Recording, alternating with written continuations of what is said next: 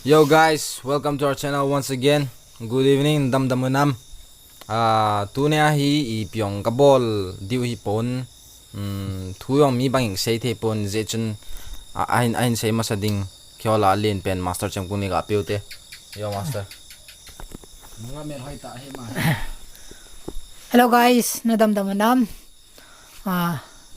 Tun la hi keiho LAILEN team ho enjong keiho group ma dinga kipat wakona action fight director eina ball bi action director eina pan pi brother hen amahi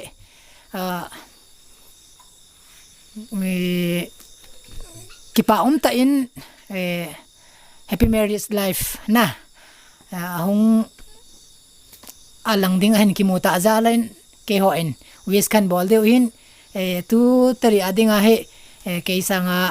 ase them zo master ji ar omin master ji arin ichanam khan senting chi jo ten lechun amban bana wes iti sedam ka program ju kan mandiu eti kan he sainte ase yo nangin na nge keong ka sei them de hen kam kibel lo ki en ki paumen master cham kung liang nga ki go che eng tan sam long sau che eng tan ki paumen cham kung liang se ma mangin abula pa na action fight lang pangamo ipu pi jing brother hen kapu hen chun khat amahi ale in sunga mi upahin tu a director pa chung ta hi in alin pen hi in tu a chu chan pula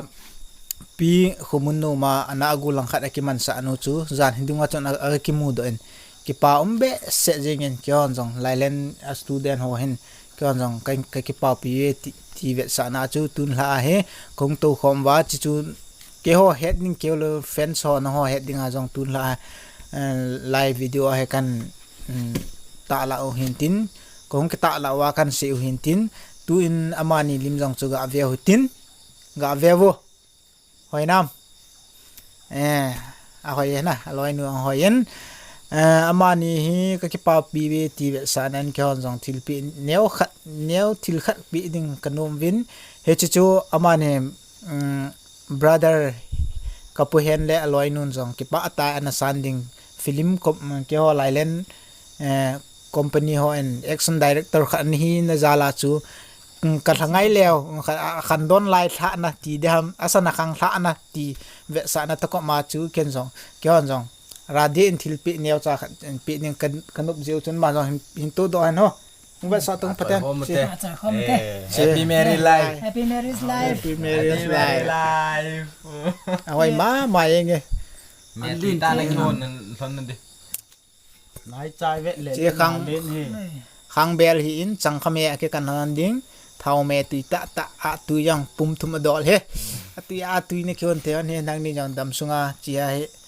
in chen na si man de he mi ki to le then ba ding sei nom dang loi hon ni lew ga si lew phan de rade david ka pi ma satang Lang ko ning think it all lin lang ako. alin lang salang do sei ta Yo ngai lai ga si sa dito. ken setering ka na tin ga galaw tin na ki pa omin action director pu he pin dola chu ke sangang chapang hi nei wanga hi ma zo sia ke sanga seniority in zita le ho khat weng khan ap ke uvin ma he kia dinga long master khat ti dan hin David pa master thang ko chun ko ma kung fu ki chu ma sang wa ma hen ne teng ti da khoi mong teng ti da nam chi chop le dan ho na ti ho eina hil evin chil achun aki bola ya chun ti ham aki active zo lo ji chun na ana ki thim zo hi ang le ama en lung lut ta chapang ho neu khat move khat le ni ega hilna wa ko na yong ta LAILEN team ho hen action and ki bol ting le team dang sangang advantage nei jep theina hi ama ji hi ti ga sein do nomin ama en neu khat stand hoi deu ega hil zalwa cha ko na chu ka ga ke ho an ka kir aban ga ki create theu hin tua jong he om lo wa nga he ama yong hin ka bol deu dan hon ka do ajing pe ji o hin ama he lam kalanga om hin zirbam dah la lam kalanga om hi in chu tua he ahung lam kalanga om na ti shedam a partner life partner han ki mu na zala ke ho ti mo hen ki papi na in tung la pa na he video kan si mo hin happy married life brother hen ti chu kan sei nom jin wa kan ta he video kan si mo hi ti chu ka ga se hin tin khat khanin nawa na zinei na chunga ka ki papi ve ti chu ka bon chawa ka kam chang khat cha cha yong la kan sei nom jin wa ki kan si me tin tun anau pa ngai lai na ma he anau pa hin ma ka peute u na ga vis Hey, happy married life kids as iti geldam ka upa sei diong hin na ai chứ ken ga sei leng to komin khat nen ki muyang hi ki pa pi umin na ai chứ ai chu ke chu ka gin chat lo lai ta le ka gel pha lo lam ta ti ai an nei hi na gel lo lai ta ti dam khat nen ki puyang in as pa chat mong cái ông thình ta sẽ các cái bài na dễ chứ ama dễ ta ai dùng gì cái này vạ thấy lử đi đàn khả năng mà hi na ya chứ ông anh này hi cái đi ngà chứ cái bài nó chứ nếu khát anh sáng dễ mình tin dễ chứ mà sang đòn mai gạ này gì này đi tiong lại yêu tên ni khát chán là gì này lâu na chứ chứ khát bé bé anh này đó hi cái đi ngà ông nào anh khát kỹ chứ tiếng lệ in sunga pasal ngen kiu tới lên mấy khăn hung chưa kéo nong cái đây mà ngon các cái bảo win na ipilam pang chu zan theng hen lang dan theng yong lệ cái chen po leo chun dama hi lệ cái pa hi ngin na ya che cái pa ta chen kho mua dam se lai thein diwin ken nong cái chen hon married life kain wish no min he ti chu kan say no min tin ba na na chiu ti max adang na man sei thiam dom na ki pa ma he pu agin chat phalo lam ten nangin jong hoi lai ning chong na ga mai do ham ka pinu na hen ki pui dun sung chang hen kyongถ้าสัมเปียนจอไหนก็เก็บเซเทลเป็นของที่ปานทุกันพุ่งให้ปุ๊เปล่าไหมไอ้จู่เก็บบอลส่วนนั่นเองกี่จะบอลก็สะอาดเลยก็ที่นั่นจู่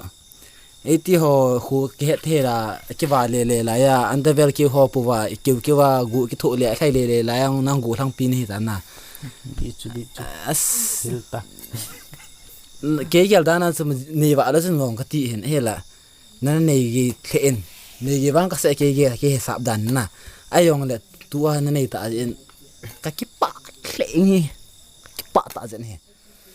ไอ้ปีช่วยเลยดานาให้นั่งดานเลยว่าให้ยองเลยอันนี้อาจจะกี่บังเฮดานาในห้องจู่จีเนียวะจันทิ้งอันนี้ห้องจู่จีเนียวะจู่อีมันจะบ่อยน้ำลอยปุ๊ก็ได้สนะบ่แค่น้องที่อาจจะบ่อยเลยสิดานนี่เหี้ยตั้งดานาในที่ให้ปุ๊อินกับนายบอกสุนัขเลยกี่ดึงอ่ะนะสมมติไปเนี่ยเรามีดึงอ่ะสุดาสัตว์มาเอามาสิบ่ลองกี่กูดูดิกที่สุดกี่วันกี่กูหิบตั้งนั่นนุ่งก็จุยดูสิปุ๊นั่นนุ่งก็จุยดูสิก็คิดติดสุดเลยแต่ปุ๊นั่นนุ่งก็จุยดิน่าฮะบ่ลินฮะก็ได้สิปุ๊นั่นเบสเองไงกัตุปามาก็ท่านุ่มเทเองไงอัสอีติตาเลบันนะหงสุวรรณลังอีกโมโตเวนร็อกเทนันดีแบบกติเหตุสมบูรณ์ก็งาเลยก็กะยันละบอลเนี่ยจะจากที่ไลว่าลัลบอยหินเกหินสุเล่คุยฮัมคนละงานนั่งยันทำขัดเทรนนิ่งหัวเนี่ยก็บอลปีหัวจะก็มีฐานเบ็ดติดเองนะก็จีเลยก็ว่าเลยนะหัวล่างทางตรงหัวก็ว่าเลยแต่ลัลบอยเฮียเกเฮีย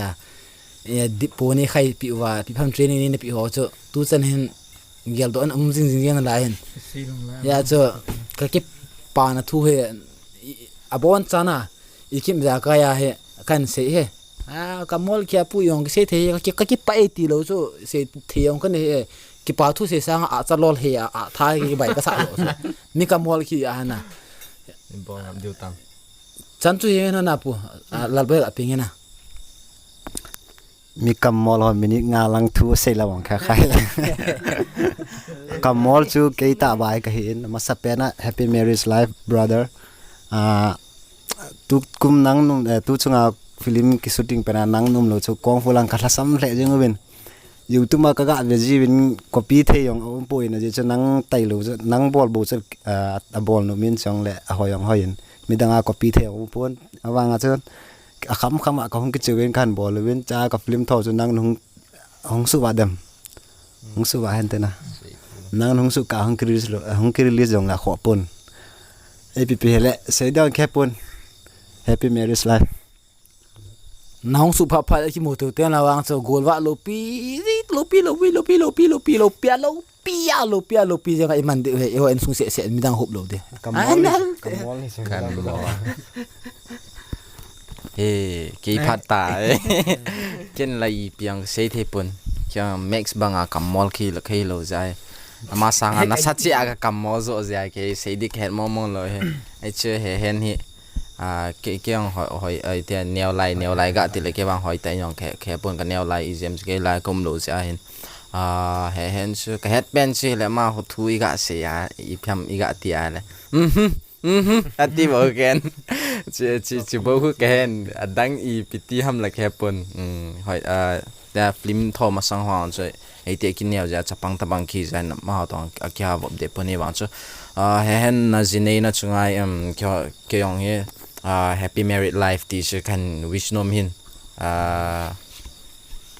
sei ding I diong chu la kha het pon hi wang chu he zang speaking no tele yo happy married life to say the team the yang when ngai la yang cha to say ga ngai ki pa ten ya thanu dan chi ke upan ji ne le yang ki nei wa ta ding ti ngin a tha no ma ai la ama thanu le wang a chunga khat na lai he chunga pan nei ta ka he ama ha nei le de he ma ha phun yang a tan ka ko ma he khane an nei wang chu alungel wang ne ha an ki hong thi ma tan te ki pa thimin ai la chunga khat na lai hen ka ki pa so Kevin ke ho ki pa ni friends on no jong ne het video kan um je wa tun la video kan bol in video ko bol hi koi madang vet ding ni hi pun LAILEN fans ho no ho vet ding a bo kan bol jiu hin non het diu le no hon na mu so ke diu ka de ji awa so kan bol hi ti chu ne het pi diu wa fans ho ko ma kan 17 ki pa men alim chula tu hin alim chu imutawin director par hin ta do tan tin ki pa so Kevin ki pa pi vet sanan khat ve na khut ga beng wo thank you bye bye la na ho ne no wish pe wa no no oh 1 2 3 happy marriage life bro hand brother hand kapu pai brother hey yang na kapita sa kamu nom waltan hundun le kapita to khat ve film khat ka bol khom hande film khat yang rosen kapita anu film tha khat kan ken hande director po ni sa do director po kidon hi beta director po ka don pa le kapino so hundun dun tin le kapun gel ti ale film khat bang kan bol khom hande ti chu fan so ko makan het sa he ki pa welcome hiya weta betal ako chalpu he patna pha hand check phana phai ui cha yang he ui cha hi yang cha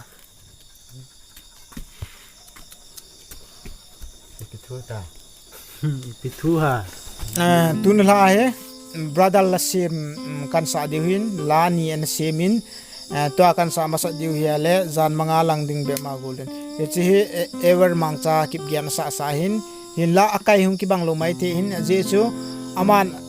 thu chang ji akai sim chu asa pa sa phana chu mang cha sa phana cha kai chum je ma aman sa hin la brother in ama azia la kai pa mo nga cha kan sa diu he peo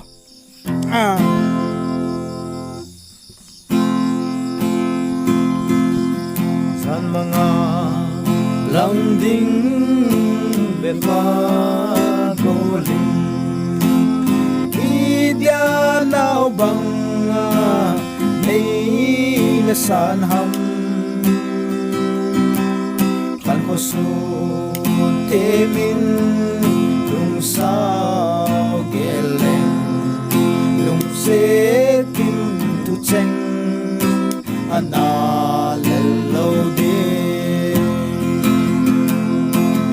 na melom boy la lom zo boy boy lung gen adang vale nang ai ka ban lo hi ka gen pe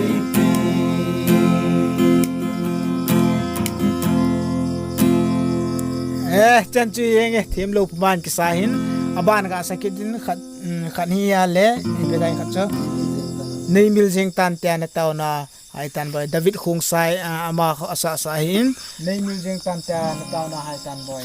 ama sim he brother pe ole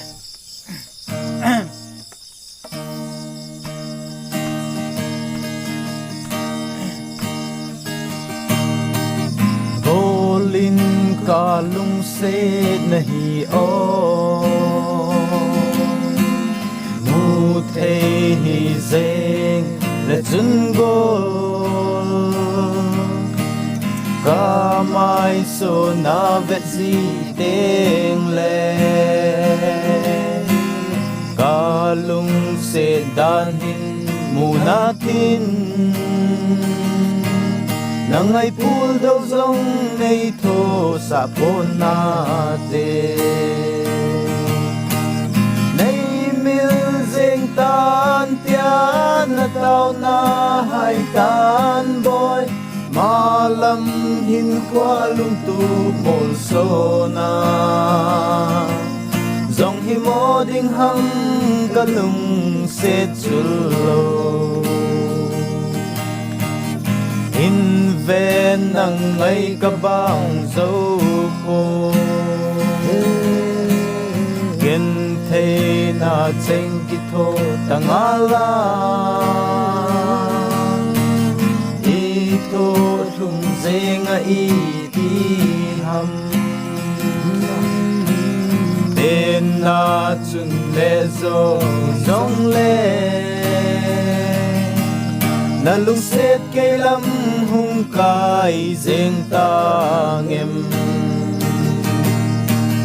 nay mil zeng tan kya na tao na hai tan boy malam hin khwa lung tu mol so na zong hi mo ding ham ka lung set chu nay tan tia na tao na hai tan boy malam hin khwa lung tu mol so na dòng hi mo ding ham ka lung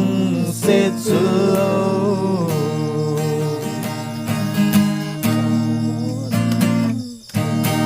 se chu lo anal tu